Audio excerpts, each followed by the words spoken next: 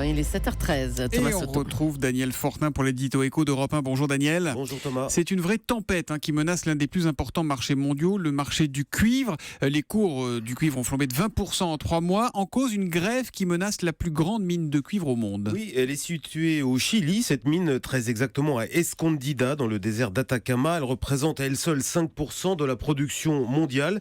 Et les ouvriers qui y travaillent donc menacent de faire grève parce qu'ils ne s'estiment pas assez payés. Le problème, c'est que le propriétaire BHP Billiton ne veut rien entendre parce que même si l'usine s'arrête, eh bien ça fait aussitôt monter les cours et donc il s'y retrouve financièrement. D'accord, bon, c'est très bien, mais en quoi ça nous concerne, nous, cette possible grève ? Alors je ne sais pas si vous avez un peu d'argent à placer, Thomas, mais si c'est le cas, eh bien je vous conseille d'acheter du cuivre. Alors ça va vous coûter un peu cher au départ, plus de 5 400 euros la tonne au cours actuel, mais ça pourrait très vite monter à plus de 6 000 euros et même au-delà, car selon les analyses, ce métal, c'est peut-être l'or de demain, pour une raison toute simple, c'est l'arrivée massive de la voiture électrique.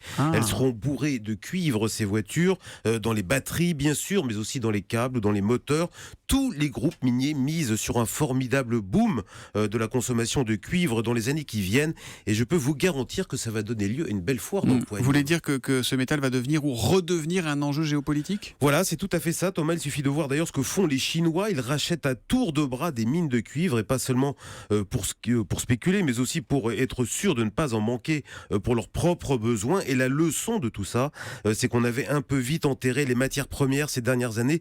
Ce qu'on voit avec cette grève du cuivre qui menace, c'est que ceux qui détiennent encore un vrai pouvoir sur l'économie mondiale, ce sont aussi ceux qui détiennent des mines. Admettons ceux qui nous écoutent et qui se disent, tiens, avant d'aller bosser, je vais aller acheter du cuivre. On fait quoi ? On va voir son banquier ? Vous pouvez aller voir votre banquier, mais alors surtout prévoyez de la place dans le salon. Ça peut être une table basse, mais un peu grosse quand même.